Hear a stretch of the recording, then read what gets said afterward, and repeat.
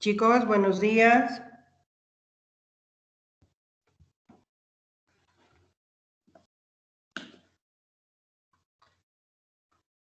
Buen día.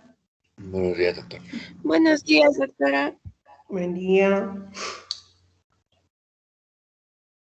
Ya saben la fecha del primer parcial, ¿les han confirmado por si acaso?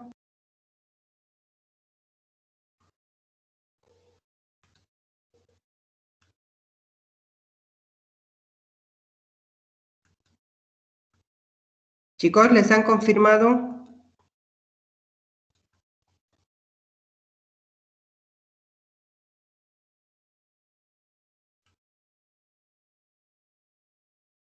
Eric. Todavía, doctora, hasta donde yo sé.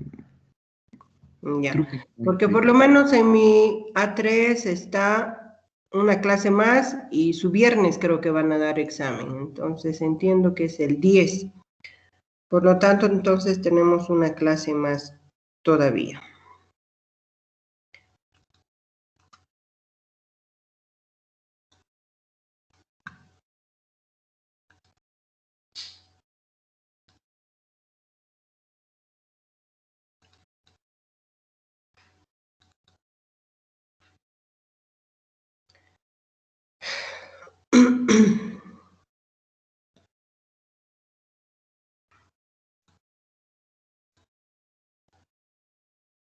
¿Se ve mi escritorio, chicos? Sí, doc. Ya. Bueno, vamos a seguir haciendo un breve repaso siempre del tema que hemos avanzado en la anterior clase, que era documentos médico-legales. Habíamos indicado que se clasificaba en dos grupos, en uno en los que manejábamos exclusivamente la parte médica, los de probatorio posterior, entre los que están todos los documentos que manejamos a diario, entre ellos obviamente el más importante, la historia clínica. Y también habíamos visto que bajo solamente ciertas circunstancias se van a convertir en un medio de prueba. Ejemplo, una denuncia. Cuando tenemos o estamos frente a una denuncia, lo primero que hace el juzgado es mandar un requerimiento, una orden a través de fiscalía, nos llega a través de asesoría legal, donde nos indican copia legalizada, o en muchos casos ustedes han debido escuchar cuando así es sumamente grave la situación, con prensa y todo, inclusive van y secuestran prácticamente la historia clínica, ¿no? Ahora, en general se entiende que la historia clínica no debe de salir del hospital. Lo que sí se puede entregar es la historia clínica fotocopiada y legalizada. El segundo grupo, habíamos indicado de que son aquellos que solamente se los realiza por orden fiscal.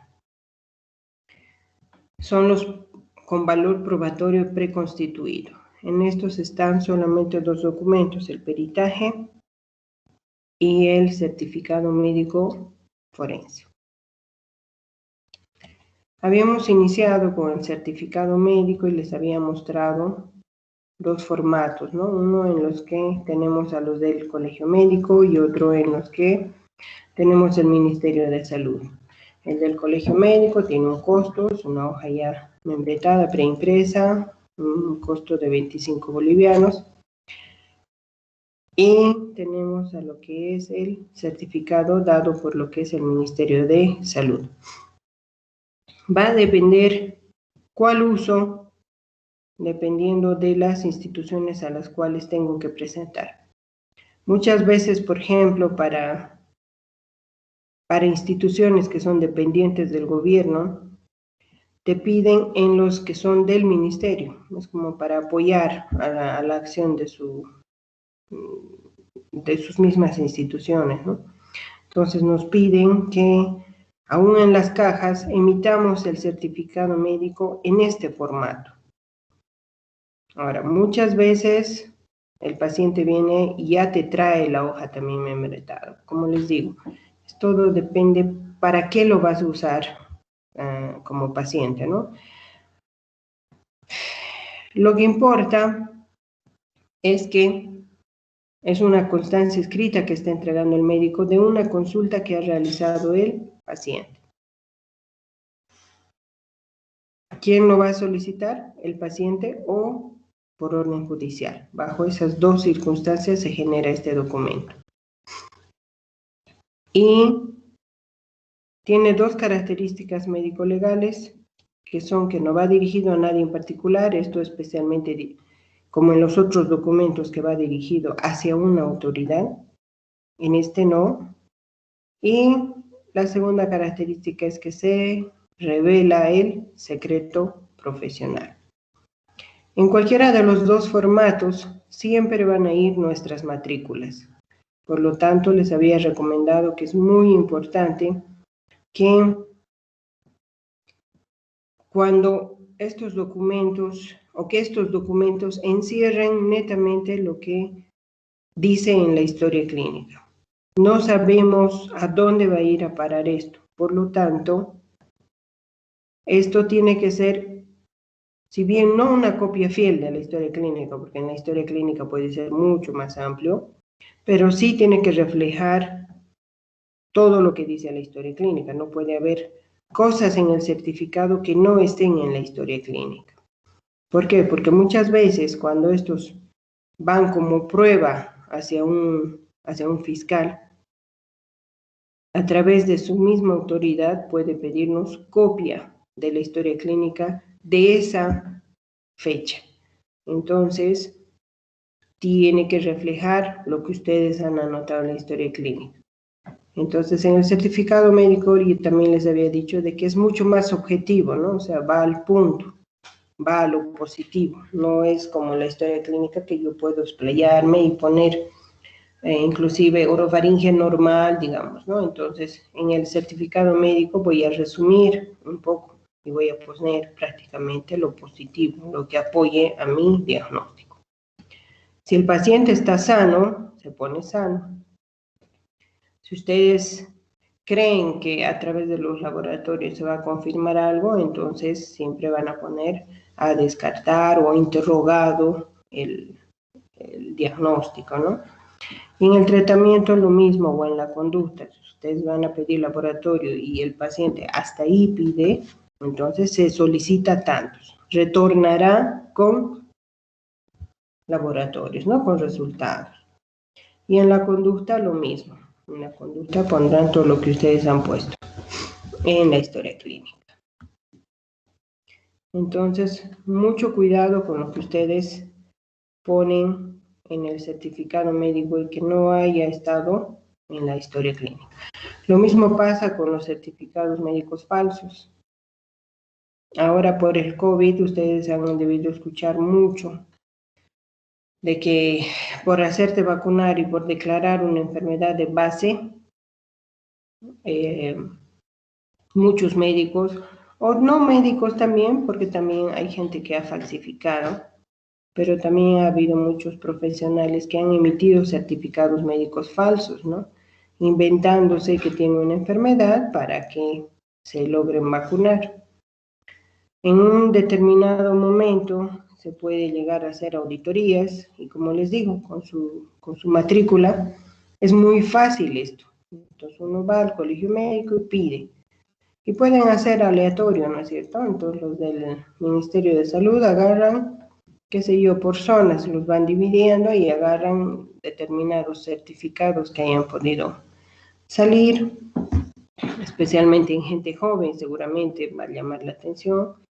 Entonces eso van a mandar al colegio médico, van a sacar tu dirección, tus matrículas, qué eres, y es más fácil rastrear, ¿no es cierto?, de que si realmente, por ejemplo, tienes tú trabajas en una institución, etcétera. Entonces, han detectado ya varios certificados que están falsificados. Ahora, con nuestros sellos también tenemos que tener mucho cuidado. Nunca sabemos, por ejemplo, miren ustedes ahí, tienen ahí las matrículas, ¿no es cierto? Entonces yo puedo, si ustedes cuando se hagan hacer su sello, por ejemplo. Ustedes agarran estas matrículas, le ponen al doctor y van a hacer un sello. Eso también se ha detectado mucho, lamentablemente. Hay que tener cuidado dónde dejamos también nuestros sellos, ¿no? Porque puede ser de que esto se copie y luego la firma pueden hacerlo cualquiera. Hasta la firma también te falsifican, entonces hay que tener cuidado con lo que va de nuestros sellos, ¿no? Bueno, hasta ahí habíamos quedado en la anterior clase, en certificado médico. Otro documento que emitimos es el informe de consulta externa.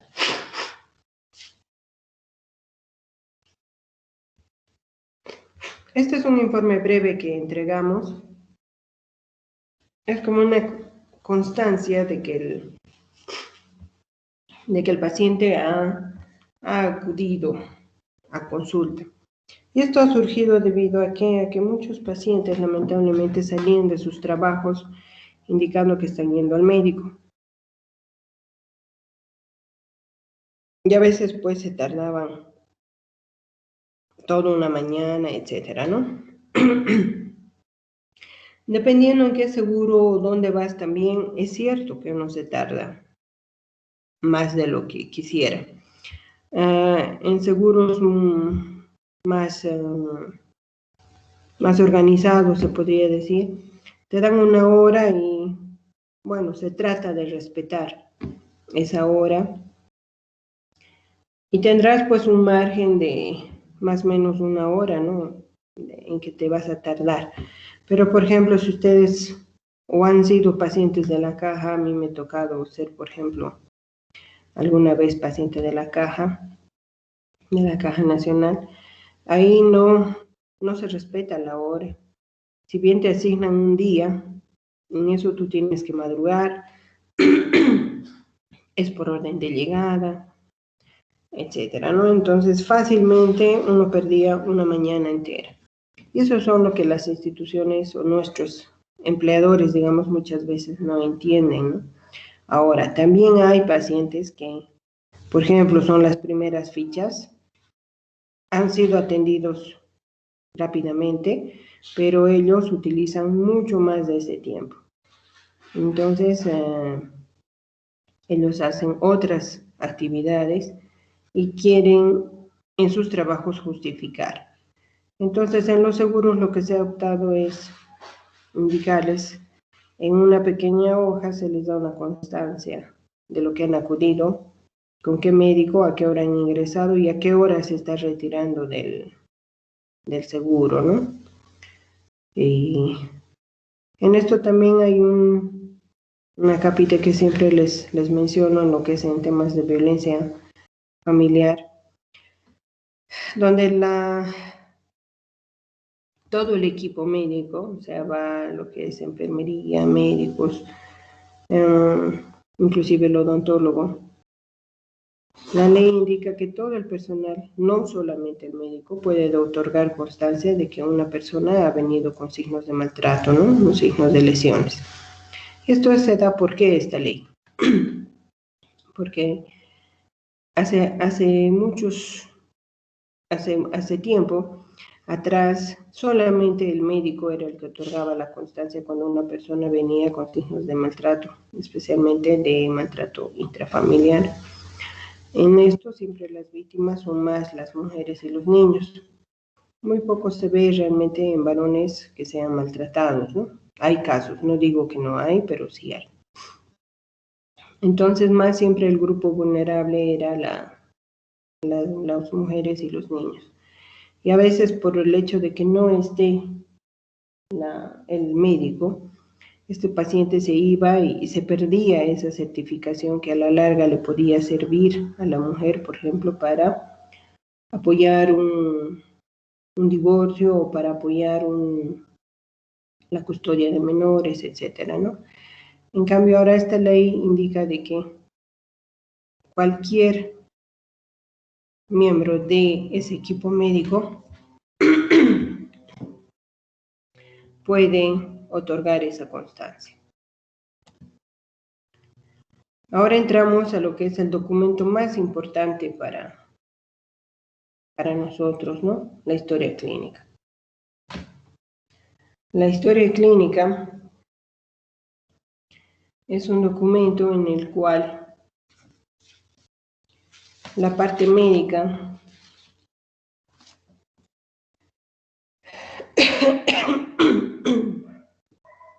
coloca en forma cronológica todo lo que ha conocido de este paciente. Es un documento de valor médico exclusivo. Tiene diferentes partes que bajo determinadas circunstancias también se convierten en una constancia de que nosotros realmente hemos interrogado a ese paciente. Ustedes desde tercer año han aprendido en semiología a hacer la historia clínica. Ya en la anterior clase les había comentado, ¿no?, de que todas esas cosas que ustedes han aprendido en semiología, pues las tienen que aplicar de por vida, no es solamente para vencer tercer año, no. Y ni para el internado, que es cuando prácticamente hacemos un montón de historias clínicas. El hecho de saber hacer una historia clínica es para toda la vida, porque toda la vida vamos a estar en relación con el paciente. Toda la vida, ya sea la de internación o ya sea la de consulta externa, ustedes la van a tener que manejar todos los días con cientos de pacientes que ustedes van a tener, ya sea en sus trabajos institucionales o en sus trabajos de particulares, ¿no es cierto? Entonces, no es que ustedes nunca más la van a ver a la historia clínica. Tiene datos de filiación que no tienen que pasar por alto. Muchas veces el paciente viene solo, siempre se necesita un teléfono de algún familiar o de su casa, porque a veces ha pasado lamentablemente que el paciente viene solo y llega a fallecer y no hay a quien avisar. Entonces, en datos de filiación vamos a poner lo que ustedes ya saben, ¿no? Nombre, edad, sexo, dirección, teléfono, en qué trabaja. Muchas veces esta parte de en dónde trabaja se nos pasa por alto. Y es un dato importante porque muchas veces está relacionada con su enfermedad actual o con lo que vamos a encontrar al examen físico. Entonces, siempre es bueno preguntar dónde trabaja. Motivo de consulta, ustedes ya saben, en propias palabras del paciente. Y donde se tiene que explayar usando terminología médica ya es en la enfermedad actual. La enfermedad actual, existen distintas maneras de enfocarlas en cuanto a la cronología. Y ahí ustedes tienen que hacerme un relato, pues, amplio de todo lo que ha pasado. Muchas veces, cuando nosotros en la parte de auditoría médica revisamos su enfermedad actual, ya sea en la historia de internación o ya sea en la de consulta externa y mucho peor en la hoja de emergencia, omiten tantos datos que, no sé, de puro milagro uno llega al diagnóstico, ¿no? No estoy diciendo de que ustedes no han interrogado al paciente. Puede ser que hayan interrogado muy bien a ese paciente y que para ustedes hayan obtenido los datos. Pero eso tiene que verse plasmado en las historias clínicas. De cualquiera, de consulta externa, internación o de emergencia. Ya les he recalcado infinidad de veces de que todo lo que ustedes vean de este paciente tiene que estar en la historia clínica. Si no está, es como si ustedes no lo hicieran, y eso más que en perjuicio de las instituciones, va en perjuicio del médico. Nunca sabemos cuándo ese paciente, especialmente los de emergencia, terminen haciéndonos problemas.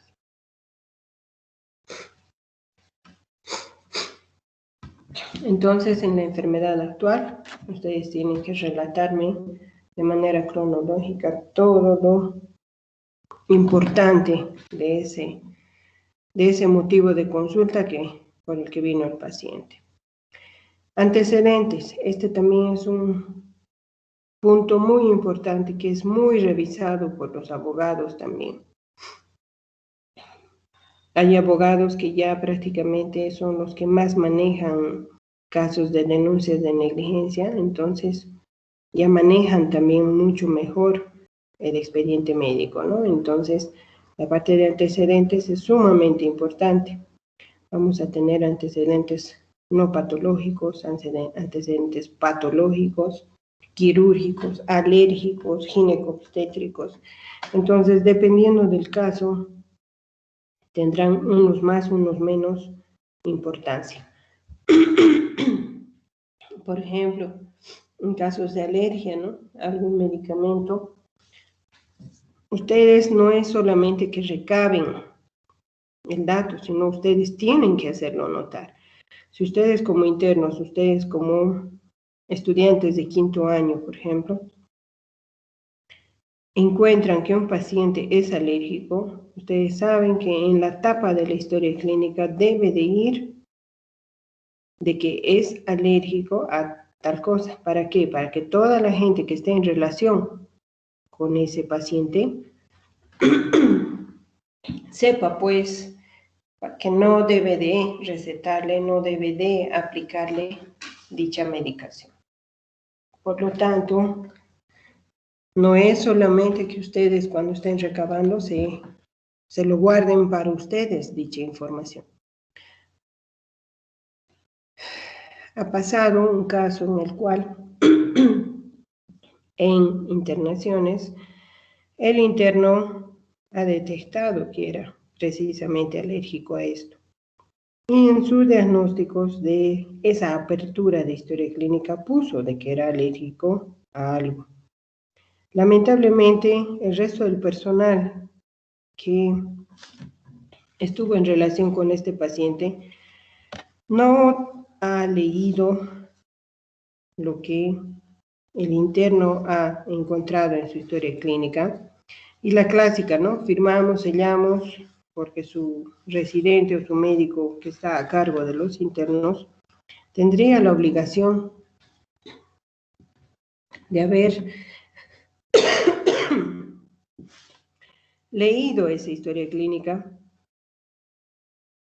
o, mejor todavía, debería de haber revisado qué cosa ha hecho. Pero cuando estamos ya en la práctica misma hospitalaria, a veces tenemos tanto paciente que es cierto, uno agarra y firma de canto. Pero ustedes como internos que han interrogado a ese paciente, tenía pues la obligación de hacerle notar y decirle, doctor, este paciente tiene alergia tal.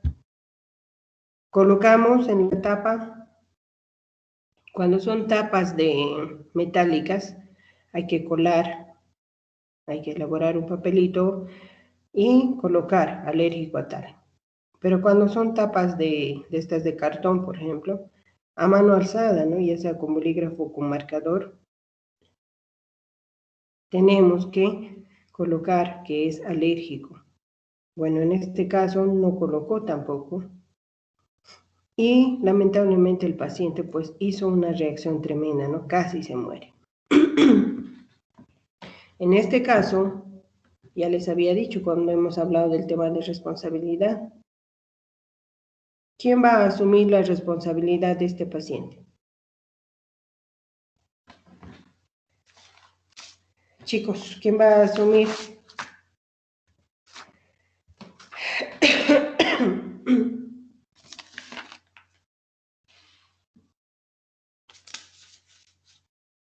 Encargado del interno. ¿Cómo? Estaba encargado de los internos, el jefe en esa residencia. Exacto, ¿no? Entonces, el interno sí va a tener responsabilidad de tipo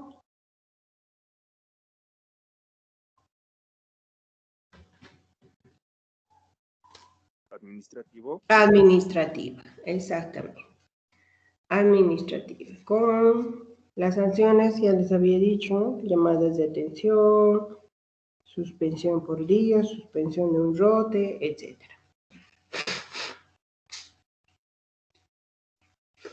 Pero el que va a asumir, si es que la familia quisiera que se sancione este acto, entonces es el médico de turno de ese día o el médico encargado de los internos el que va a tener que asumir el resto de las responsabilidades.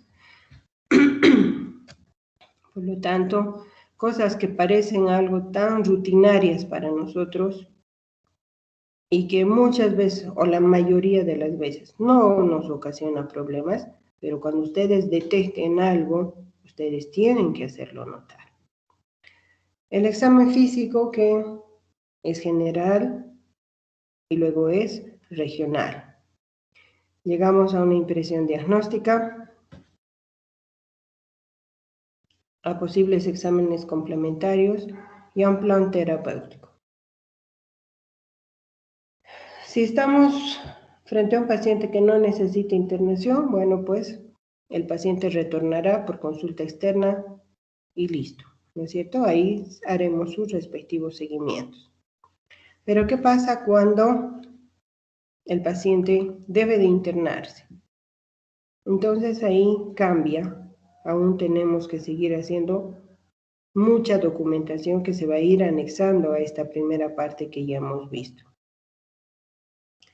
Cada día se tienen notas de evolución y cada día se generan órdenes médicas. Las órdenes médicas por lo general en hospitales grandes los dan los residentes o los médicos tratantes, ¿ya? Pero las notas de evolución generalmente las hacen los internos. ¿Tienen que poner qué interno es el que ha realizado? Sí, pero sobre él tiene que ir el sello y la firma del médico tratante. Cuando se hace auditoría de expediente clínico, no estoy calificando el acto médico en sí, estoy calificando como documento. Entonces, acá, de cada día tiene que ir su fecha. Y esto es algo que no quiero que olviden, chicos. Ya les digo, todo lo que yo les voy indicando no es de papel, es de lo que en la práctica diaria veo, nuestros puntos flacos, las horas. No acostumbramos a colocar horas. Ustedes como internos, a la hora que van a realizar su evolución, van a colocar una hora. Y a la hora a la cual el médico tratante va a ir a hacer, ya sea su nota o ya sea sus órdenes médicas, es sumamente importante que coloquen la hora. No podemos manejar todos la misma hora. Legalmente no nos las van a aceptar. Y ustedes saben que un paciente que, qué sé yo, los internos generalmente evolucionan a primera hora, ¿no es cierto? Para el pase de guardia, etc. En cambio, los médicos tratantes, pues casi por lo general nunca van a primera hora, van a media mañana, media tarde, al filo del día, etc. Y todas esas horas que el paciente no ha sido visto por el médico tratante, y es más, ustedes saben muy bien que un paciente de una hora a la siguiente ya pudo haber o mejorado o empeorado. Entonces, cuando nos metemos en problemas, los abogados se fijan tanto en y cuando hacemos la auditoría también de caso clínico, las horas pues son uno de los puntos más importantes. ¿Por qué? Porque muchas veces notamos eso, ¿no? De que al paciente todo el día nadie lo ha visto. El interno ha realizado su evolución en la mañana y todo el día está como si ustedes ni se hubieran vuelto a acercar a ese paciente.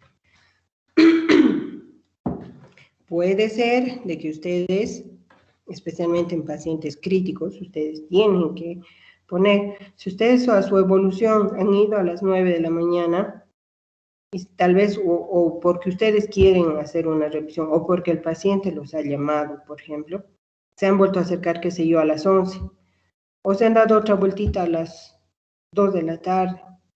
Todo eso ustedes tienen que registrar. No es solamente una evolución del día. Y esto les digo precisamente por eso, en estos casos de COVID, por ejemplo, pacientes que han llegado a fallecer y que nos están haciendo problemas, una de las grandes quejas de las familias es eso, ¿no? De que en la mañana entró a verle a alguien que no era el médico tratante y el resto del día pues no hay, es como si a ese pobre paciente se lo hubiera abandonado y nadie más se hubiese acercado. Y según la familia ha ido deteriorándose tanto a lo largo del día que nadie prácticamente hizo nada.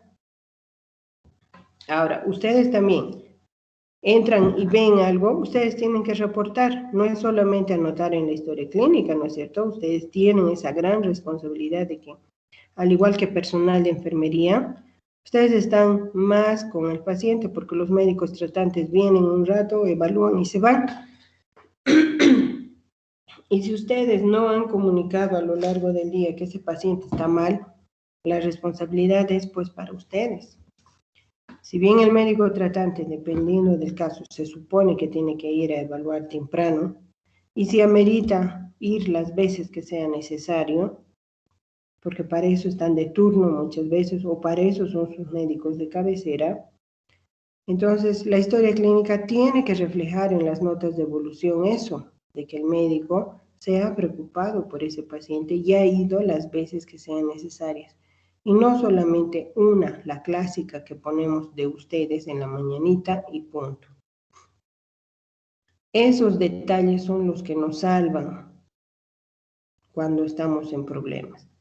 Y lo mismo los tratamientos. Ustedes van a ver que cuando están de turno y ustedes han notado que ese paciente está mal, lo primero que uno hace es, porque los médicos no están ahí, lo primero que uno hace es llamar al médico y comunicarle, ¿no? Entonces el médico vía telefónica te dice, aumentarle tal cosa, o cuando ustedes van a estar de residentes, ¿no? Ponle tal cosa, aumentarle tal cosa, y yo cuando voy a ir voy a firmarlo nomás. Muchas veces la indicación fue en la mañana, y el doctor recién fue, qué sé yo, a las 2, 3 de la tarde, y él sella, ¿no? Como si él hubiera dado la orden en la mañana. Ustedes tienen la obligación de colocar en la historia clínica, ahora tanto se comunica vía telefónica con tal doctor, quien indica la aplicación de tal medicación.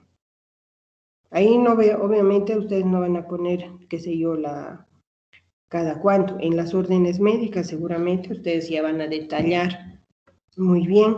Y el médico generalmente lo que hace, el médico tratante, llega cuando va a ir a hacer su evolución y lo que él dictó por teléfono firma y sella, como si él hubiese ido. Y eso no está bien. No aprendan ustedes malas cosas.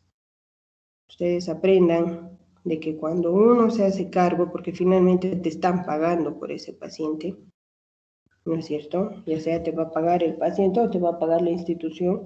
Y cuando estás de turno, pues es eso, ¿no? Estar de turno las veces que uno tenga que ir. Si toca ir 10 veces, irás. Habrá días donde casi no irás o irás una vez. Pero habrá otros días donde tienes que ir 10, 12 veces o en la noche, a cada rato. Pero esa es pues nuestra vida, ¿no es cierto? Para eso hemos estudiado, para eso hemos aceptado un determinado cargo.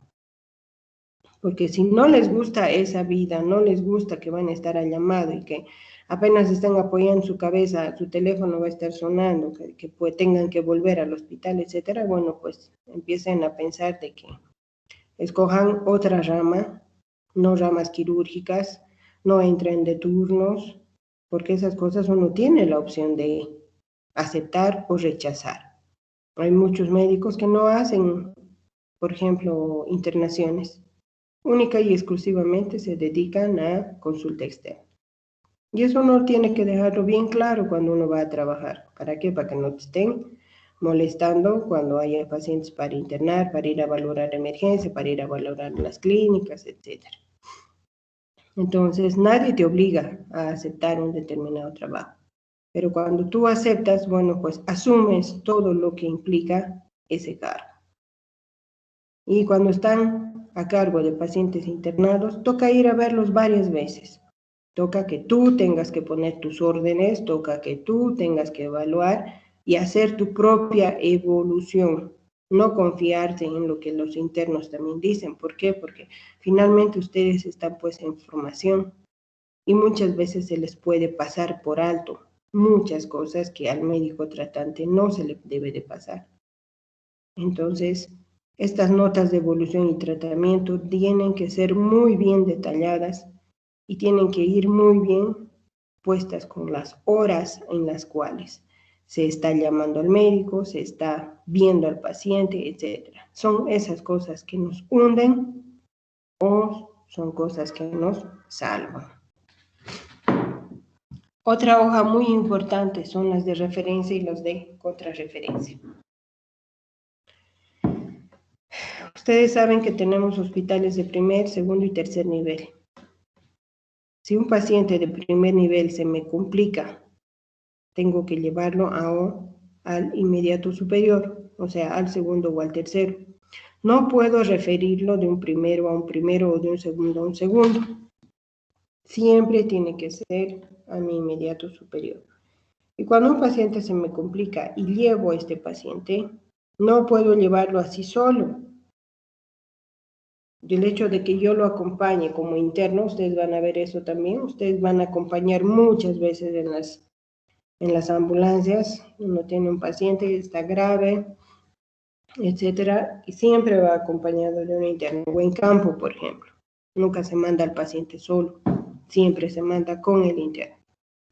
Entonces, si bien tú al llegar al centro médico voy a dar parte, o sea, voy a contar qué ha pasado con este paciente, voy a relatar todo lo que le hemos hecho y por qué lo estamos trayendo. Paralelo a eso, la ley 3131 indica que ese paciente deba de ir con su hoja de referencia,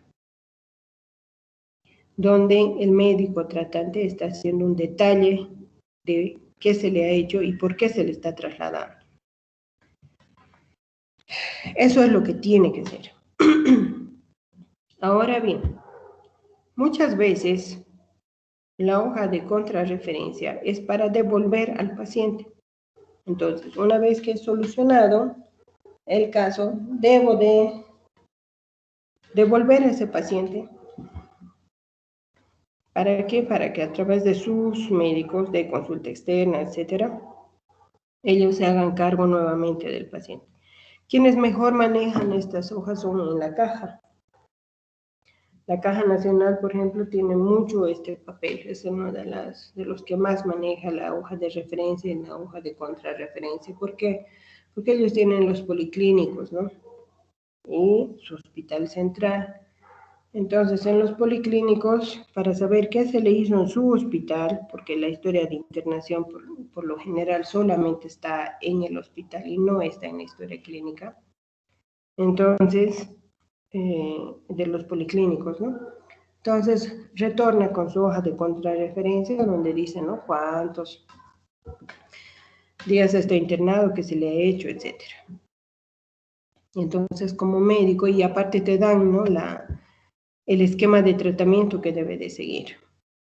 Entonces, para el médico que es o familiar o general, le es más fácil hacer un seguimiento en base a esta hoja de contrarreferencia.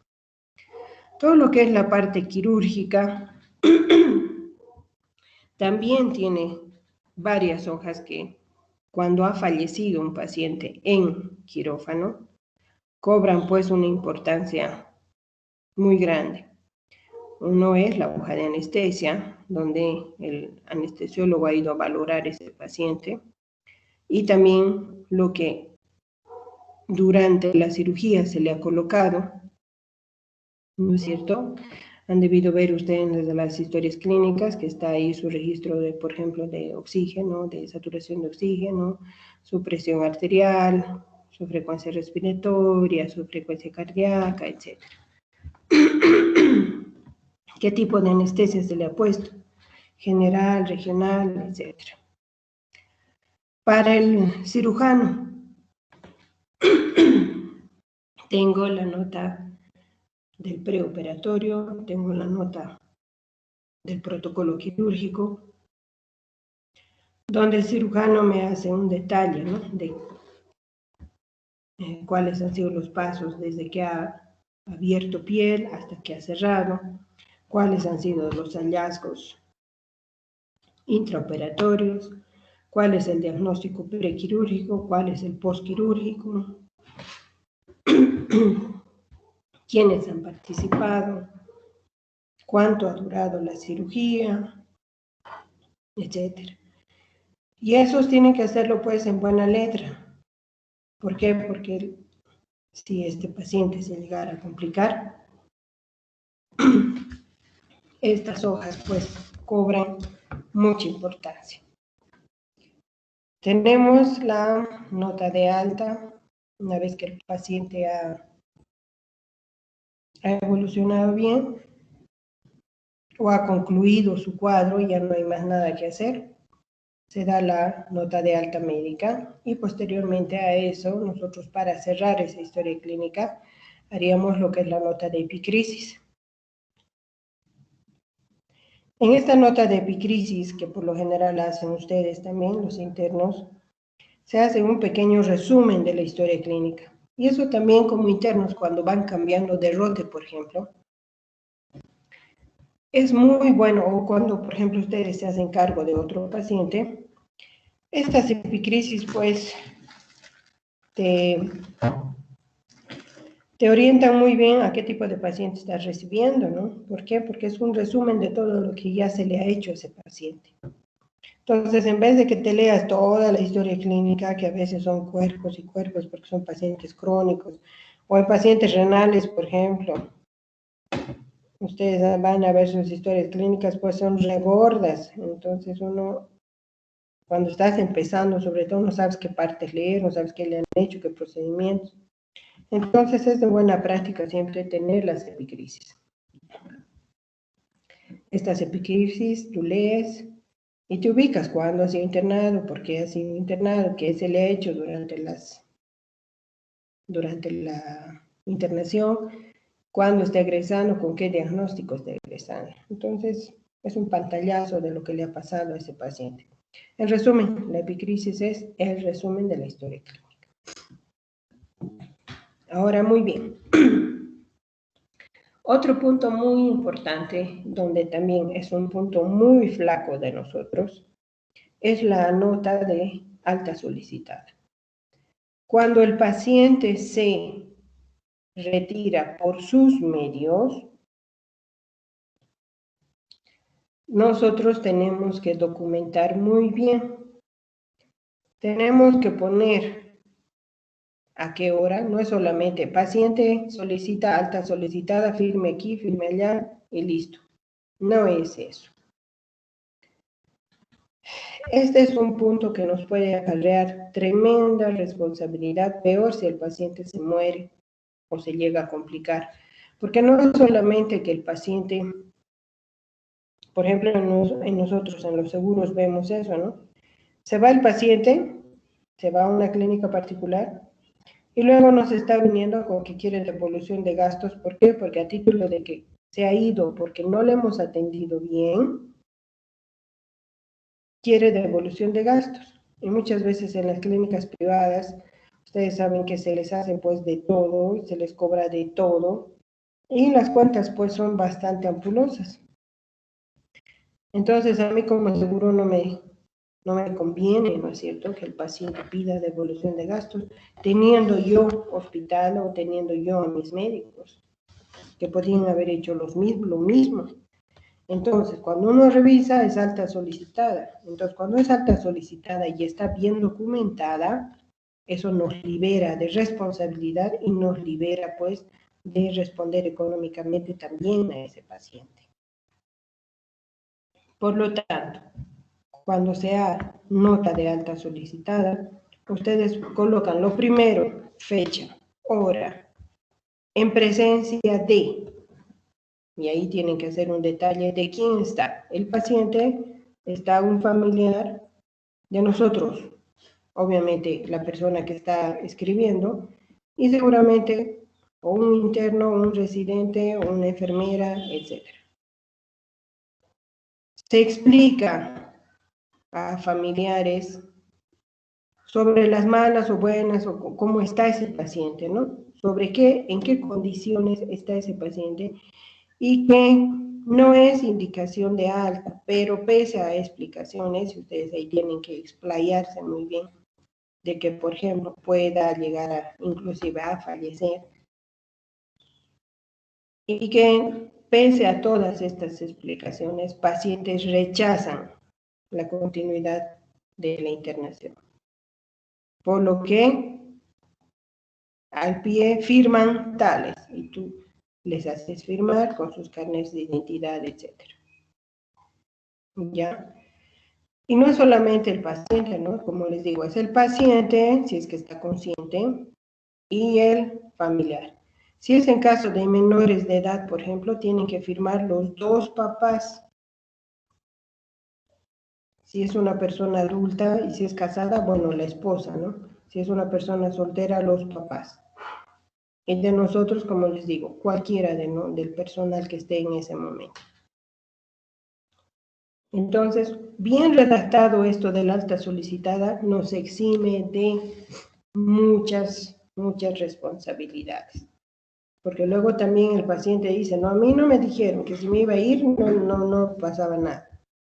No es que solamente digamos, no me voy, ya váyase. No, obviamente tenemos que tratar de convencer primero por las buenas, como se dice, y luego pues documentar. Y otro punto muy especial que la parte médica olvida con frecuencia es el registro de enfermería.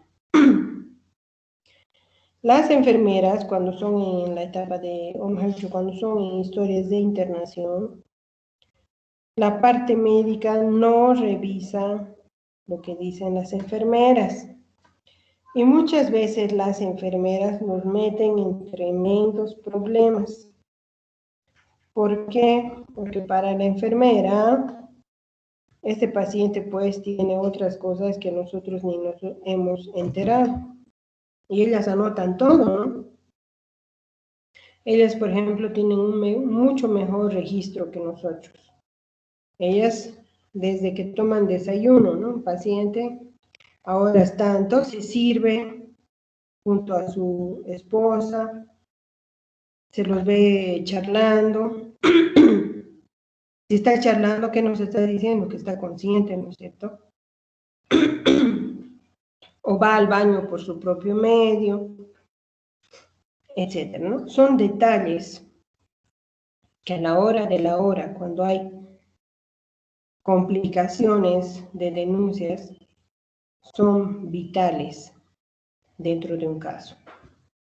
Y los abogados también han aprendido eso, de que el personal de enfermería tiene un mejor registro en cuanto a horas. Por lo tanto, nosotros como médicos tenemos que fijarnos bien qué dice enfermería. ¿Para qué? Para que nosotros también tengamos un mismo relato con personal de enfermería. Como les digo, muchas veces enfermería relata un tipo de paciente, como por ejemplo, paciente álgido, semi-inconsciente, poco colaborador, letárgico, qué sé yo, algo así.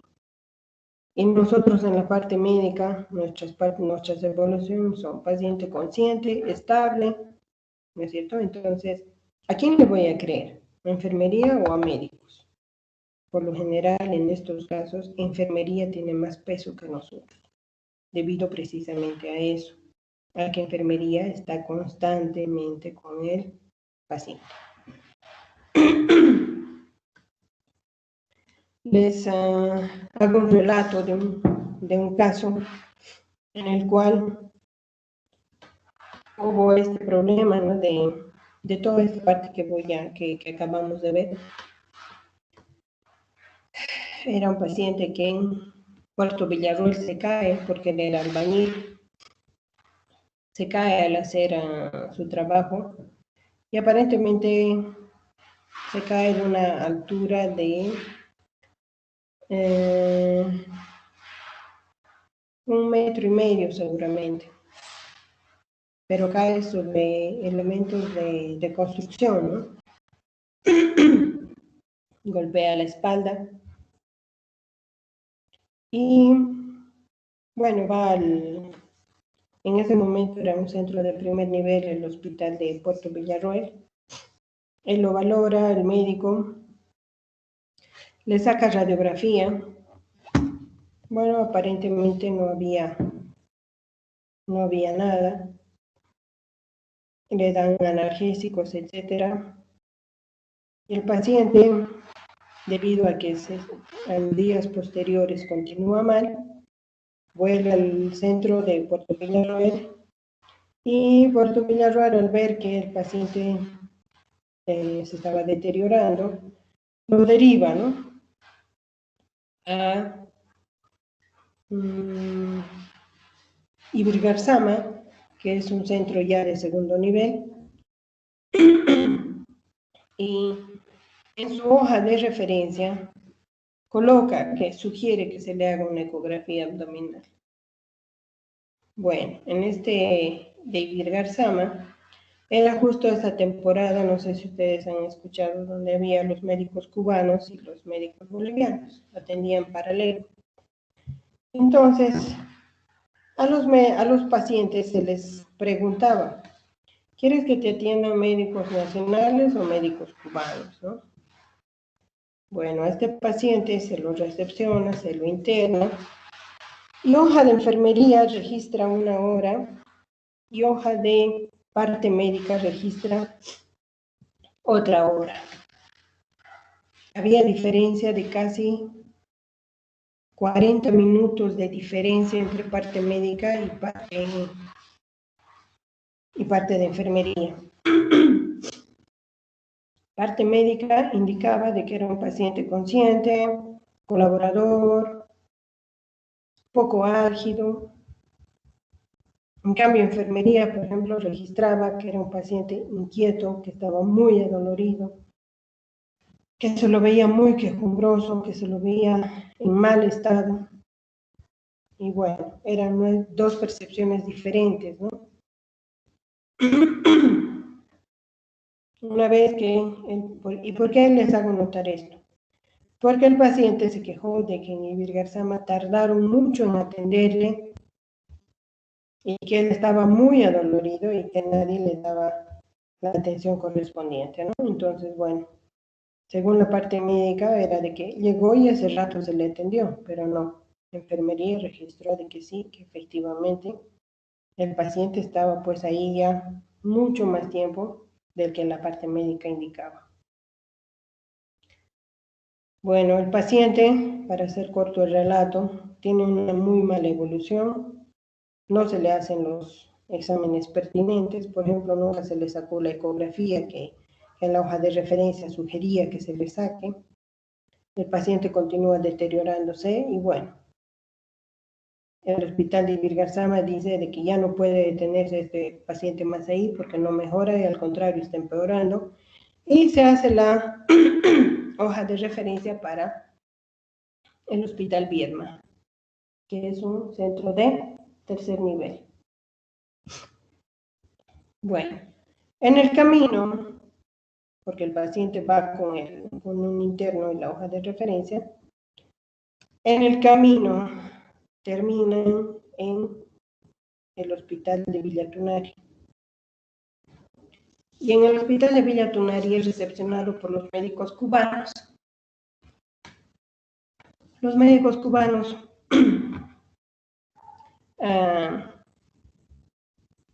lo internan y por el cuadro que se presenta de un abdomen agudo aparentemente, deciden entrar a hacer una laparotomía exploratoria. E indican ellos en su protocolo quirúrgico que se encuentran con que el riñón, porque el lado que le dolía al paciente era de la región lumbar, siempre hacia el lado derecho, indican que cuando entran al abdomen, encuentran con que hay sangre, aparentemente trauma renal, y debido a la gran lesión del riñón, deciden extraerlo, ¿no? Se extrae el riñón y lamentablemente cuando extraen se dan cuenta de que era un riñón en herradura. No sé si ese momento no hicieron la revisión abdominal o qué pasó, pero la cosa es que sacaron. Y una vez que sacaron el riñón, se dan cuenta que era un riñón en herradura y que por ende al otro lado ya no había otro riñón. Cuando se dan cuenta de esto, lo que hacen es obviamente cerrar y mandar pues al hospital de tercer nivel, que era el Hospital Viedma. ¿Para qué? Para que el paciente entre a una diálisis. Porque se volaron al riñón, ¿no es cierto? Entonces al otro lado no le quedaba otro riñón, era un riñón en herradura solamente en el lado derecho. Bueno, cuando se va pidiendo dentro de la investigación de este caso, lo que llamaba la atención era de que cuando llega la nota de anatomía patológica del riñón, porque cuando uno veía ese riñón, sí tenía múltiples lesiones, ¿no? Y que, bueno, aparentemente por ojo, simplemente por ver, sí justificaba haberlo sacado y que no iban a poder cohibir la hemorragia, ¿no? Por lo que se justificaba aparentemente la extracción renal. Cuando llega anatomía patológica y hace el reporte de las lesiones, todas las lesiones que se han encontrado en el órgano son post-mortem. O sea, quiere decir que los médicos una vez que han sacado el riñón y al darse cuenta de que han hecho mal en sacar ese riñón y que no tenía el grado de lesión que ellos hubiesen esperado, han agarrado y le han hecho cortes a ese riñón, simulando para que se justifique de que ese riñón tenía múltiples lesiones. Lo que no contaban es que anatomía patológica, pues, a través de su relato, los iba a echar de cabeza, ¿no? Entonces, cuando hagamos lesiones, ahí, por ejemplo, vamos a ver de que estamos en la capacidad, a través de anatomía patológica, de decir si esa lesión es vital o es post-mortem, ya sea en una persona o ya sea en una parte o un órgano, como en este caso. Cuando ustedes han avanzado lo mismo, anatomía patológica, ustedes han aprendido que hay una cronología de llegada de las distintas células, en primera instancia para cohibir la hemorragia y en segunda para reparar. Todo eso a nivel microscópico se puede demostrar en el tejido. Por lo tanto, estos médicos han quedado pues descubiertos de que han realizado un acto que ha sido la extracción del riñón, perjudicando de por vida a este paciente, porque es un paciente joven que toda la vida va a estar sometido a diálisis y que va a requerir trasplante renal. Bueno, los médicos obviamente fueron denunciados, pero en menos de lo que canta el gallo, como se dice, desaparecieron los médicos cubanos del hospital de Villa Tunari. Y aquí vienen las responsabilidades hacia atrás, ¿no? La hoja de referencia del hospital de Ibir Garzama decía tercer nivel, como les dije hace un momento. Nunca puedo referir de un segundo a otro segundo nivel. Tengo necesariamente que referir hacia un tercer nivel. Entonces, acá el protocolo operatorio, el de anestesia, el protocolo quirúrgico, las notas de enfermería, etcétera, todo eso han cobrado una gran importancia. Y como ustedes ven, desde el hospital de Puerto Villarroel, bueno, pues se hizo las auditorías de caso clínico que han tomado desde ahí, ¿no? Se ha revisado desde que ha llegado de Puerto Villarroel hasta que ha llegado al Hospital Viedma, que es donde se inició lo que es la diálisis peritoneal. Entonces, todo esto vean cómo va cobrando pues mucha importancia de acuerdo al caso. Ahora bien, ¿qué características va a tener como documento la historia clínica? Es único, es acumulativo, es confidencial, siempre tiene información disponible, debe ser completo, debe ser foliado, debe ser legible y no debe, o en lo posible, se les pide que no abrevien. ¿Hay abreviaturas universales? Sí, como por ejemplo diagnóstico, tratamiento, o gestas, partos, cesáreas, etcétera, ¿no? Pero hay otras que son propias de cada especialidad que si no eres del área no conoces. Y como las historias clínicas, ustedes saben que nunca saben dónde van a ir a terminar esta historia clínica, entonces se pide a la parte médica de que escriba lo mejor que pueda, o sea, quiere decir que sea legible y que eviten pues, las abreviaturas. Todas las historias clínicas son acumulativas y son únicas. ¿Por qué? Porque cada paciente, pues, pese a que todos de la misma edad puedan tener una misma patología, cada uno se va a comportar, cada uno tiene distintos antecedentes, ¿no es cierto? Entonces es propio de cada paciente.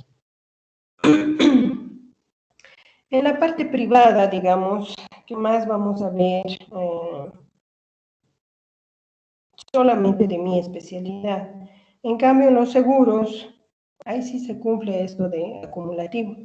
Por ejemplo, nosotros tenemos inclusive pacientes que desde que han nacido han continuado en nuestro seguro. Entonces, en las historias clínicas tienes desde su hoja de recién nacido.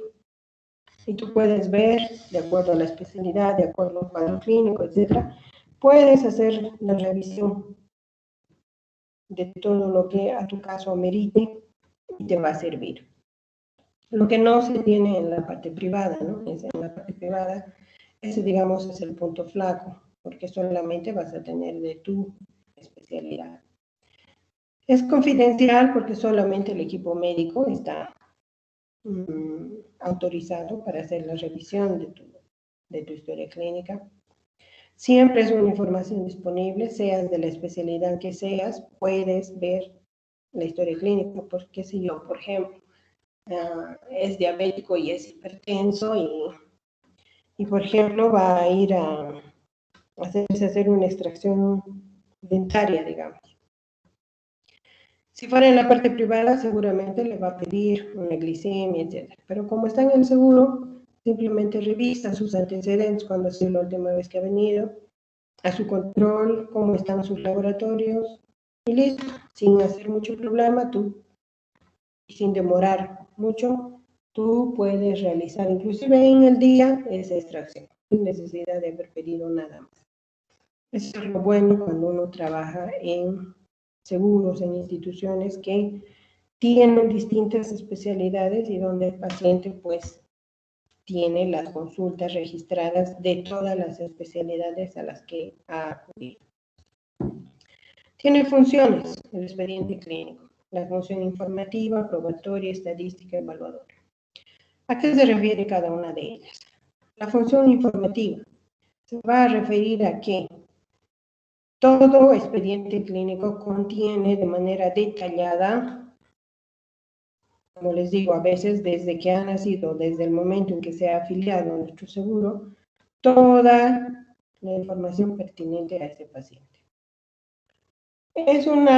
Tiene una función probatoria, debido a que yo a través del expediente clínico voy a demostrar que ha habido una relación médico-paciente. Y eso porque les digo, muchas veces el médico cuando se encuentra en problemas, ha habido casos en los cuales ha dicho, yo no conozco a este paciente, yo no sé, o inclusive han hecho en una clínica privada, por ejemplo, han creído que destruyendo o haciendo perder o ocultar, no sé cuál sería la palabra más apropiada, o hacer desaparecer el expediente clínico y de sus registros de, por ejemplo, de informaciones o de afiliaciones, ellos han creído que con eso se han deslindado de responsabilidades y han indicado de que no, nunca había visto a este paciente, ¿no? Entonces, el expediente clínico tiene también esa función de ser una prueba de la relación médico-paciente. Estadística, ustedes ven todos los días, ¿no? Todos los seguros tenemos la obligación de reportar a los sedes, especialmente en este caso de COVID, por ejemplo, cuántos pacientes hemos recibido, cuántos están internados, cuántos están en ambulatorio, etc. Ahora, a nivel interno lo mismo, ¿no? ¿Cuántos pacientes manejo cada día? ¿Cuántos por especialidad? ¿Cuántos recién nacidos? ¿Cuántas defunciones? Y esto nos sirve a nivel interno para hacer proyecciones, ¿no? En 2010, por ejemplo, yo tenía 100 pacientes, qué sé yo. Ahora en 2021 tengo 1000. Entonces, de aquí al 2020, ¿cuántos voy a tener? Entonces, la parte de estadística siempre es muy dinámica. Nos sirve para ver nuestros indicadores, si estamos mejorando en cuanto al número de pacientes, número de consultas. Se puede aplicar de tan diversa manera, ¿no? Para ver, por ejemplo, de un solo médico también puedo ver cuánto atiende por día, cuánto atiende el mes, cuánto atiende el año, porque si es un médico que me atiende muy poco, bueno, pues a mí me conviene retirarlo, ¿no? O si es un médico que en sus 3 horas tiene mucho paciente, es un médico muy cotizado, bueno, puedes ofrecerle seguramente un tiempo completo. Entonces, la parte de estadística me aporta infinidad de datos al interior de una institución. La función evaluadora, esta junto con la probatoria seguramente son las más importantes, porque a través de la revisión de la historia clínica yo voy a calificar el acto médico. Voy a saber si ese médico o ese personal también ha atendido de manera correcta a ese paciente. Entonces yo voy a calificar, voy a revisar la historia clínica y voy a calificar el acto médico. Función de enseñanza e investigación. Todas las historias clínicas nos sirven pues para aprender. Cuando ustedes estén en internado, por ejemplo, ustedes van a ir a defensas de casos o presentaciones de casos, donde ustedes ni siquiera van a ver al paciente. O hay casos raros, por ejemplo, que se les presenta y que ustedes comunican dentro de una guardia, dentro de defensas de casos, etcétera, y que la mayoría nunca va a ver, pero que a través de la revisión de ese caso todos hemos aprendido. En las distintas especialidades hay casos que constantemente se ven, pero hay otros que son 1 en 1.000.000 o que finalmente, a veces el otro día, por ejemplo, hemos tenido un caso donde mi endocrinólogo nos decía, ¿no? Es la primera vez que veo en toda mi vida. Ni de estudiante, ni de hacer la especialidad, ni tantos años ya de ver o de estar en la parte ya de trabajar, nunca había visto. Entonces así, y ese caso, pero se ventila, ¿no? Y se comunica al resto, entonces todos aprendemos de eso. Eso es lo bueno de las historias clínicas, ¿no? De que siempre vamos a poder aprender algo más a través de la revisión de las historias clínicas. Ahora bien, ¿cuándo voy a pedir una copia de mi historia clínica? Apenas nos llega la solicitud de que nuestro paciente quiere copia de historia clínica, todo el mundo se pone nervioso. ¿Por qué? Porque cree que ya nos van a hacer juicio, ya nos van a denunciar, ya está cuestionando seguramente lo que yo le he hecho, etcétera, ¿no? Entonces la parte médica se pone muy susceptible. Lo mismo pasa con el informe. Todo el mundo cree que solamente por problemas legales nos pueden pedir una copia. Y no es así. ¿Bajo qué circunstancias nos piden? Uno, puede ser por orden judicial. Obviamente en este caso sí es por problemas legales, ¿no es cierto? A solicitud del paciente. ¿Y de dónde vamos a partir para esto? Los dueños de la historia clínica son la parte médica y el paciente. Entonces, ambos somos dueños de la historia clínica. Obviamente, el original jamás va a salir del centro médico, ni de la parte privada, ni asistencial, ni de convenio, etc. ¿Puedo entregarte una copia legalizada? Sí. ¿O una copia simple? Sí. ¿Por qué? Porque yo soy el otro dueño, entonces tengo derecho a tener esa historia clínica. A solicitud escrita de otro médico o para continuar tratamiento, que es lo generalmente la mayor parte de las veces nos piden copia. O también para trámites, ¿ya? Esto de los seguros también. Ahora, por ejemplo, que ha habido tanto fallecido por problemas de COVID, para cobrar las AFPs, ver quiénes van a ser los beneficiarios, etcétera, o para los trámites de jubilación, por ejemplo, nos piden copia historia clínica completa. Entonces, si tú tienes un tomo chiquito, bien, pero si tú tienes 2, 3 tomos, tengo que fotocopiártelo todo. Entonces, para trámites de jubilación, para trámites de seguro, para trámites de la AFP, se nos pide constantemente extender una copia del historial clínico. También nos piden para continuar tratamiento. Por ejemplo, ¿cuándo? Cuando el paciente viaja. Otro, cuando el paciente cambia de seguro. Estaba afiliado conmigo, pero su empresa, qué sé yo, lo ha retirado o él se ha cambiado de trabajo y ese es un nuevo trabajo, tiene una nueva caja.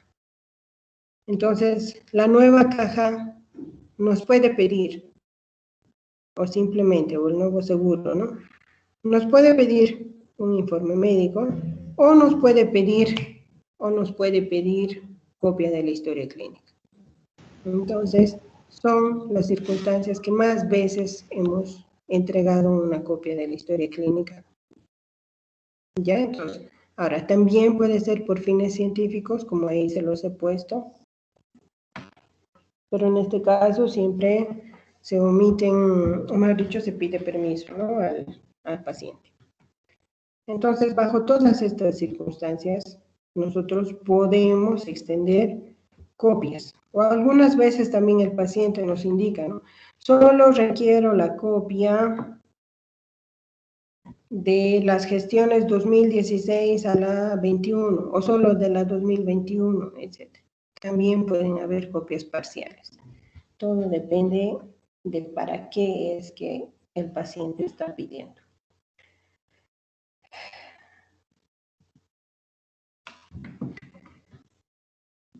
¿Qué aspectos legales van a estar relacionados con la historia clínica? Tenemos capacidad legal para la realización de las historias clínicas. Legalmente, ¿quién tiene la obligación de llenar la historia clínica? El médico tratante. Pero en los hospitales escuela se entiende de que quien va a llenar esto va a ser los internos, pero siempre bajo la supervisión del médico tratante. A eso se refiere la capacidad legal. Obligatoriedad, ya les he dicho, todos tenemos la obligación por la ley 3131 de elaborar este documento donde estemos trabajando en el territorio de Bolivia. No importa si es privado, de convenio, institucional, etc. Donde estés trabajando como médico, tú tienes que generar una historia clínica. Aceptación por parte del paciente. Se sobreentiende que cuando el paciente acude a nuestra consulta, no le decimos o no le pedimos permiso, no le decimos, señora, ¿me da permiso para que yo le haga su historia clínica? No. Implícitamente el paciente nos está dando su aprobación para que nosotros elaboremos este documento. Identificación. En la parte de los seguros no hay donde perderse si no tienes tu identificación de que eres ese paciente o no presentas tu carnet de seguro, no te atienden, ¿no? En cambio, en otros, en la parte privada, es de buena práctica pedir siempre un documento que identifique a este paciente. La historia clínica y los derechos del enfermo. Ya hemos visto todos los derechos y obligaciones que tiene cada uno y tenemos que cuidar sus creencias, tenemos que cuidar su intimidad. Muchas veces nos vamos a enterar de cosas que ni siquiera el familiar más cercano sabe, entonces siempre tenemos que velar porque ese paciente, pues, nosotros no vayamos en contra de sus derechos, de sus creencias, etc. La propiedad, acabo de decirles, ¿no? El médico y el paciente. Privacidad de los datos de la historia clínica. Esto especialmente para cuadros que son, digamos, de patologías delicadas, qué sé yo, un VIH, por ejemplo, una hepatitis. A nadie le gusta que sepan que tú tienes VIH, ¿no es cierto? Pero por ende, cuando yo voy a manejar estos casos, si bien la parte médica tiene que conocer que yo soy un VIH, tenemos maneras de identificar a pacientes que tienen así algún cuadro muy delicado. Entonces, o en los de hemodiálisis, por ejemplo. Entonces, sus historias clínicas tienen alguna particularidad, cosa de que cuando desde administración, mejor dicho, desde filiaciones, desde recepción, desde fichaje, el que saca esta historia clínica sabe que este paciente viene con alguna particularidad. Y eso es porque cada historia clínica vemos, ¿no? Alguna manera de identificar esto, pero siempre cuidando la privacidad de esa historia clínica. La conservación de las historias clínicas. Por lo general son más de 10 años que uno tiene que estar. Si una sola vez viene el paciente y se tiene que guardar igual. Ustedes dirían que ya si ha pasado 5, 6, 7 años, ya uno debería ir desechando, porque no se olviden, cada día afiliamos un montón de gente, pero también cada día se va un montón de gente. Ahora, esta depuración se la va haciendo de forma paulatina porque finalmente ocupan campo, ¿no? Y tengo que tener muy buenos archivos porque nunca sabemos cuándo este paciente va a solicitar. El otro día, por ejemplo, en mi seguro, nos llega una carta donde ya la paciente no está afiliada con nosotros hace casi más de 8 años, ya no está afiliada con nosotros. Pero ella está realizando sus trámites en la AFP y la AFP le ha pedido que documente pues todo su historial clínico de lo que estaba con nosotros. Así que los de fichaje tuvieron nomás que darse la molestia de ir hacia los depósitos, porque de hace 8 años, imagínense ir a buscar, ¿no es cierto? Entonces, obviamente aquí va que fichaje sea bastante ordenado en cuanto a su forma de archivar sus documentos, y nosotros como seguro tenemos la obligación de responder a ese requerimiento de copia de historia clínica. Obviamente nos ha tardado un poco, pero sí las encontramos.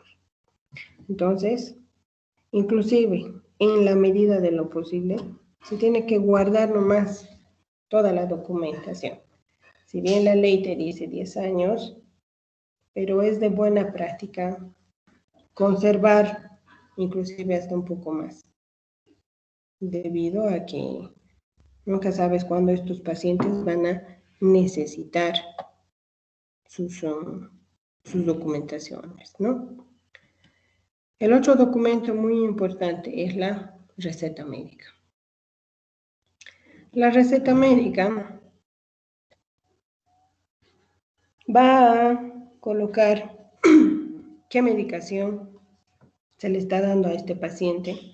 Y en esta receta yo tengo que encontrar un montón de datos, primero del personal o de la institución y luego del medicamento propio. Nos indica de que siempre en la parte superior debe ir la institución a la cual, o de la institución de la cual está emitiéndose este documento. En este caso, si es institucional, ahí arriba, ¿no? Y si es en la parte privada, debería de ir los datos del médico, de la especialidad, de dónde inclusive se formó y los teléfonos a los cuales pueda recurrirse. Como en el caso que ustedes ven es de una institución, entonces en la parte de arriba va la institución y en la parte de abajo va los médicos que están en esta institución. La dirección, los teléfonos. Ahora bien, en cuanto a la misma receta, nos indica la normativa de que la receta debe de ir con el medicamento con nombre genérico, no con nombre comercial. Si ustedes ven ahí, por ejemplo, todos los medicamentos van en nombres comerciales. El Ulcogan, el Reprosil, etcétera, son nombres comerciales. Entonces, la normativa indica, ejemplo con la penicilina, ¿ya? Tengo que colocar en nombre genérico, penicilina 1266, ampollas número 3, digamos.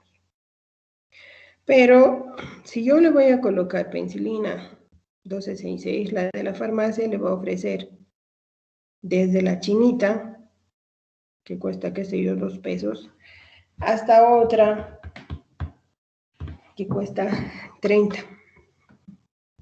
Y muchas veces el paciente me va a escoger pues la chinita, ¿no? Porque no tiene muchos recursos. Pero mi tratamiento no va a ser bueno porque, qué sé yo conozco que la chinita no es buen medicamento, digamos. Es un ejemplo, ¿no? No estoy afirmando esto. Entonces, como médico, yo sé o me gusta que mis pacientes se coloquen el Triapen, que es de la línea de Vago. Yo me siento cómodo, me siento confiado en que cuando mi paciente utiliza este medicamento, el cuadro clínico se resuelve bastante bien. Entonces, para yo no salirme de la norma, pongo penicilina 1266, ampollas, qué sé yo, 4, y entre paréntesis, debajito de esa, pongo Triapen Forte. Entonces, la de la farmacia, y al paciente le explico, ¿no? La de que está entre paréntesis, esa se me va a comprar. Entonces, cuando tú vas a la farmacia, ya saben que el Triapen, pues, es de la línea de vagón, ¿no es cierto? Entonces, la de la farmacia le va a extender el Triapen. Entonces, no me estoy saliendo de la norma y a la vez estoy queriendo o colocando el medicamento que es de mi preferencia, de mi confianza. Entonces, eso es lo que indica la norma, que la receta debe de ponerse genérico y entre paréntesis el comercial que al médico le parece. Debe de decir cuántos, debe de decir cada cuánto, si es sobre comidas o como en el caso que ustedes ven, en la primera, por ejemplo, en ayuno, ¿no es cierto? ¿Cuántos días va a durar ese tratamiento? Y en caso de la penicilina, no olvidarse, ¿no? La previa prueba de sensibilidad. Ahora, se supone tú que para ya darle tú ese medicamento, tú ya has investigado, ¿no? No vas a esperar a que la de la farmacia también te lo haga, o mejor dicho, la enfermería te lo haga las pruebas. Se supone que si tu paciente te dijo que es alérgico, tú ya de plano no vas a colocar la penicilina en tu receta, ¿no es cierto? Entonces, de cada uno de los medicamentos que tú des, se supone que tú ya has averiguado si puede o no existir algún tipo de reacción para ese paciente. Y lo mismo, indicarle al paciente, ¿no? Que si llegara a presentar algún problema, suspenda la medicación. Y se concluye con lo que es firma y sello del profesional. Y como ustedes están viendo ahí, por ejemplo, en este caso, no tiene sello. Acá en nuestro medio somos bastante blandos, se podría decir que por vender también las farmacias no te hacen mucho problema, salvo para determinados medicamentos que son de control. Por ejemplo, todo lo que implica medicamentos controladas, que se llaman como son la morfina, todo lo que es alprazolam, ansiolíticos, etcétera. En esos casos sí, si no tienes sello, no te vende. Es más, si no tienes receta con sello, no te vende. Y también se la quedan la receta, ¿no? ¿Y eso para qué se lo quedan? Cuando existe cualquier problema de suicidio, por ejemplo, o de que yo veo, ustedes parecería, ¿no? De que cuando emitimos una receta, nadie nos mira, nadie nos fiscaliza, etcétera. Pero cuando son estas sustancias, por ejemplo, las farmacias informan, tal doctor emite regularmente esta receta. Entonces, eso va a un banco de datos y muchas veces se ve de que si yo, por ejemplo, no soy psiquiatra, ¿por qué yo estoy manejando tanto ese medicamento? Entonces, no es nomás recetar cualquier cosa, eso también quiero que se fijen, chicos. Especialmente de estos medicamentos que son controlados, al quedarse la receta, ellos en la receta que está mi matrícula y está también mi nombre, ¿no es cierto? Entonces, ellos pueden hacer un control interno de por qué yo, si no soy de la especialidad, por qué estoy dando tanto esa medicación. En otros países, si no, así sea un paracetamol, si no viene con receta y esa receta con firma y sello, no te venden la medicación. Ahora, en el exterior, por ejemplo, también se ha visto de que si yo pongo 10 paracetamoles y yo solamente quiero 3, aquí sí te venden, te fraccionan la receta. En el exterior no. Ahí dice 10 y los 10 tienes que comprar. Tiene sus pros y sus contras esto, sí. Pero el hecho de que no lleve mi firma y mi sello, más allá de que sea un paracetamol o sea morfina, no importa. Como documento, tiene que ir con firma y sello del paciente. ¿Ya? Ahí vamos a quedar.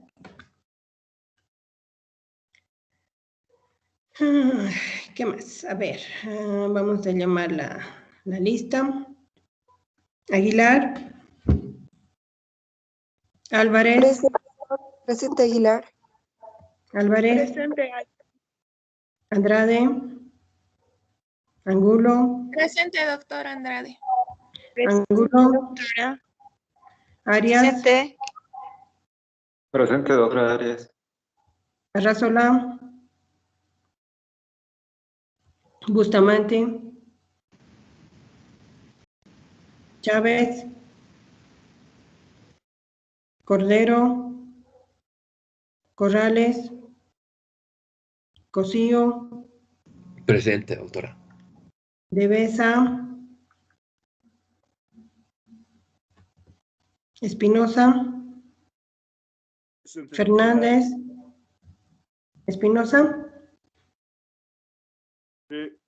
Ya. Fernández. Flores. García, González, Laguna, Presente, Lara. doctora. Laguna, Sí, doctor. ya. Lara, León, Presente, León, doctora. ya. Machicado, Presente, doctora. Mamani, Presente, doctora. Mercado, Presente, doctora. Miranda, Presente, doctora. Osorio, Prado, Presente, doctora. Buenos días. buen día. Rojas, Presente, doctora. Santa Cruz, Presente, doctora. Silva, Presente, doctora. Silvia, mejor dicho, Soria, Tarqui, Ticona, Presente, doctora. Puerto Rico, Presente, doctora. Vargas, Vargas Eric, Presente, doctora. Vargas Rodrigo, Velarde, Presente. Velarde, no, Vidal, Presente, Vidal. Zapata, Ugarte, Rebollo, Presente, doctora. listo. Ya chicos, entonces los veo el próximo Doctora, sábado, sí, dígame. Doctor, diga. ¿me podría añadir la lista? Apellido, Fuentes Morales, Alan Diego. Fuentes Morales, Alan Diego. Alan. A mí también, doctora, por favor. Ya. Veloso Listo, López. Alan. ¿Cómo? Veloso López, Larisa Giuliani. Velosa, Veloso, con B chica. ya, con Z, Ajá. ya, Veloso Veloso, López. Veloso López, Larisa Giuliani. Larisa. Eso. Listo, Larisa. Gracias, doctora. Doctora, no pude abrir mi micro cuando me llamó en la lista. ¿Quién eres? Chávez, Mamani, Alessandro. Ya. ¿Alguien más?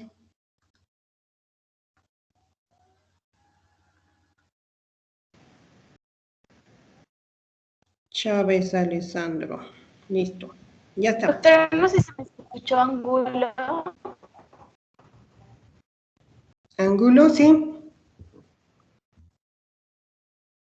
Ya Gracias, está. doctora. Listo, chicos.